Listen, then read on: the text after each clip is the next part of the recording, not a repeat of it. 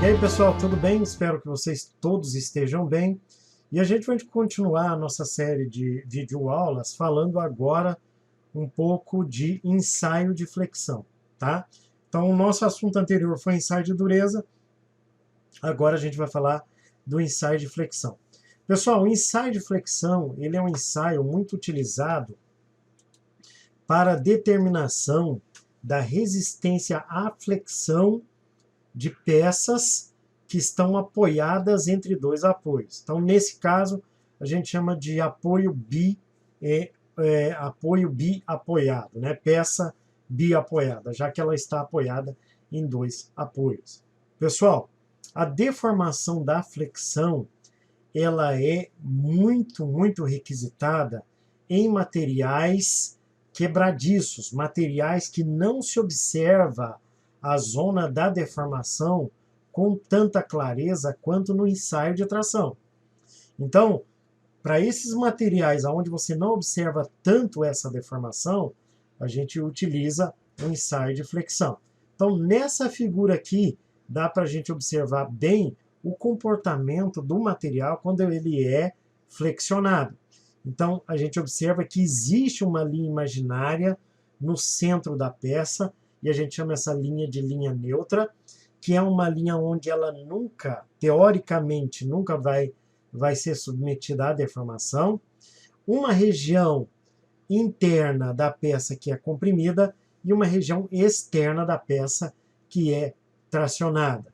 Bom, pessoal, para a gente examinar com clareza este comportamento, nós temos que considerar que o material se encontra dentro da fase elástica, que é aquela fase onde os materiais retornam à dimensão original quando eles são submetidos a uma força. Tá? No ensaio de flexão, ele é bastante comparável ao ensaio de tração. Por quê? Porque os materiais quebradiços, quando são submetidos ao ensaio de tração, não se observa a deformação. Então, os estudiosos em materiais encontraram uma maneira de você verificar essa deformação através do ensaio de flexão. Tá? Tipos de ensaio de flexão que podem ocorrer. Podem ocorrer os ensaios de flexão quando a viga está apoiada em dois apoios, e nesse caso a gente chama de viga em balanço, ou cantilever, ou quando a viga está apoiada em um apoio, aonde a gente chama esse tipo de apoio, que é exatamente o apoio cantilever, que eu falei agora. No caso, o primeiro que eu falei é o ensaio com a viga biapoiada. O ensaio com apoio em apenas um apoio, que é o caso do cantilever, você pode observar muito bem quando você tem um trampolim na beira de uma piscina. Então, quando esta prancha está apoiada por um apoio, a gente chama de cantilever. Tá? Então, nós podemos também dividir o ensaio de flexão, como está dizendo aqui, em ensaio de flexão de 3 apoios, onde você tem uma barra com 2 apoios e a força está sendo aplicada no centro dessa barra. Este é o caso mais comum que a gente vai ver na nossa videoaula. E o outro caso é o ensaio de flexão por 4 pontos ou até mais pontos, onde você pode pôr mais forças apoiadas nessa peça, vamos assim dizer. Né?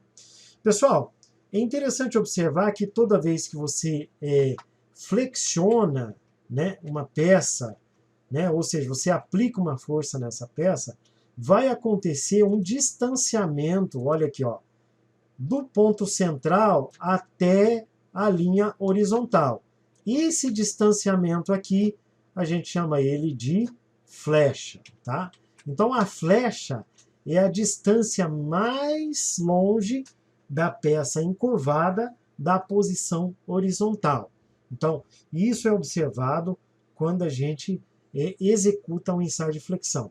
Esse valor da flecha ele é determinado e regulamentado pelas normas, porque dependendo da situação, por exemplo, em vigas, você vai ter um valor máximo dessa flecha. E esse valor não pode ultrapassar, porque senão pode ocorrer o colapso dessa peça ou dessa viga, que no caso vai estar apoiada por 2 apoios, ok? Pessoal, o ensaio de flexão ele é muito simples de fazer. Observe essa figura.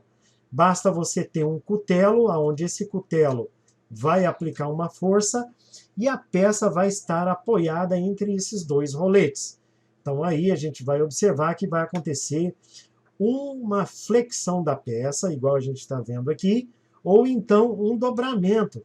Esse dobramento ele pode acontecer quando você exagera na força de dobramento, ou seja, na severidade do ensaio. Tá? Então aí a gente costuma, no ensaio de dobramento, medir este ângulo, que é o ângulo de severidade do ensaio de flexão. Né? E no ensaio de flexão, sem acontecer o dobramento, a gente costuma então medir a flecha, que é essa distância aqui que a gente já comentou no slide anterior. Beleza? Pessoal, para que a gente compare valores de resistência de materiais que são submetidos à tensão de flexão, a gente costuma muito calcular essa tensão. Então, essa tensão ela tem o objetivo de saber qual é o valor limite no qual a peça vai ser flexionada, porque senão você pode exagerar nesse valor e acabar levando a peça ao colapso. Como é que calcula essa tensão de flexão? Pessoal, você vai dividir o momento fletor pelo módulo de flexão, ou módulo de resistência. Como é que eu calculo esses 2 parâmetros aí? Primeiro, o momento fletor, ele depende de como a peça está sendo flexionada. No nosso caso, que é um caso bastante simples, que a gente vai ver por enquanto, você vai simular que a peça está sendo flexionada através de uma força central, e aí você vai multiplicar essa força pelo vão, tá vendo? Ó, o vão que a peça tem, e dividir por 4. Então, você, através dessa fórmula, você vai descobrir, então, o momento fletor. Gente, esse L que está aqui, tá? É o vão, ou seja, é a distância total entre os apoios, tá bom? Módulo de resistência, como é que você vai calcular? Gente, o módulo de resistência ele depende de 2 outros parâmetros. Primeiro parâmetro é o momento de inércia. O momento de inércia ele depende do perfil que a viga ou da peça que você vai trabalhar. Então, olha como é que você vai calcular o momento de inércia. Você vai pegar a base dessa peça, vai multiplicar pela altura ao cubo e dividir por 12. Então, está aqui, ó, coloquei um desenho para a gente ilustrar. Aqui nós temos a base da peça. E aqui nós temos a altura H total desse perfil. Então, eu estou olhando o perfil de frente. Então, nós chamamos este valor da metade da altura de semi-altura, que é exatamente a metade da altura do perfil. O ensaio de dobramento pode acontecer de 2 maneiras. O ensaio de dobramento livre, sem nenhuma restrição da peça, e o ensaio de dobramento guiado, quando você coloca um cutelo guia. Então, nesse caso, nós temos 2 tipos de ensaio de dobramento. Ok? Bom, pessoal, então na próxima videoaula nós vamos fazer então um exercício envolvendo o cálculo dessa tensão de flexão.